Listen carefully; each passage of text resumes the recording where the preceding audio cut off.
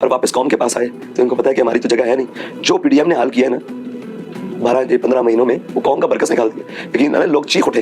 अब इन्होंने तमाशा लगाना था, इन्होंने बाहर आके कह दिया कि जी हमारी तलाक हो गई है, तलाक हो गई है, तलाक हो गई है। अगर तलाक हुई भी तो सियासी इद्दत ही काट लेते, कम से कम एक दूसरे को घसीट घसीट के छतरियों के नीचे करते रहे। आपने देखा है अब आकर कौम के साथ ये मतलब ये रवैया, कौम बड़ी समझदार हो चुकी है, अब वो दौर नहीं रहे। लोगों को पता है कि अगर खुदा न खास्ता कल नवाज शरीफ वज़ीर आज़म का कैंडिडेट हुआ तो उसको पहला वोट देने वाला बिलावल ज़रदारी होगा। आपके ख्याल में वज़ीर आज़म है? मैंने कहा अगर कैंडिडेट हुआ और अगर बिलावल कैंडिडेट हुआ तो उसको पहला वोट देने वाला शहबाज शरीफ होगा। ये जो हुकूमत बनेगी, जिस तरह की भी हुकूमत हो, आपके ख्याल में 5 साल मुकम्मल कर पाएगी या फिर वही जो पाकिस्तान की रिवायत रही है 3, साढ़े 3, 4 साल बाद हुकूमत रुखसत हो जाएगी? क्या आपका ख्याल है कि 6 महीने बाद ही रुखसत हो जाएगी? अगर ये जो आपने पहला सवाल किया था अगर उसके मुताबिक ये हुकूमत है तो इसकी उम्र तो मेरे ख्याल से 9 माह से 15 माह के दरमियान। बड़ी बात कही आपने।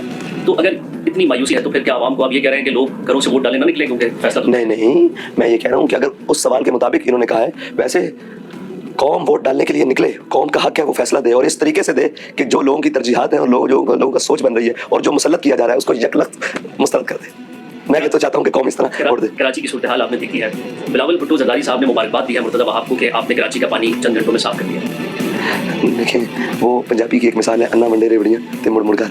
ये वो हिसाब है कि तू मुरा आजी बगो मन तुरा आजी बगो, कि तू मुझे आजी आजी कह मैं तुझे आजी आजी कहता हूँ। बस ये वो वाला हाल है। आप देखें शहर अभी भी देख कर आ रहे हैं, शहर से पानी निकालना तो दूर की बात, वो तो मेन शाहराहों से पानी निकल सका, मेन शाहराहें अभी भरी पड़ी।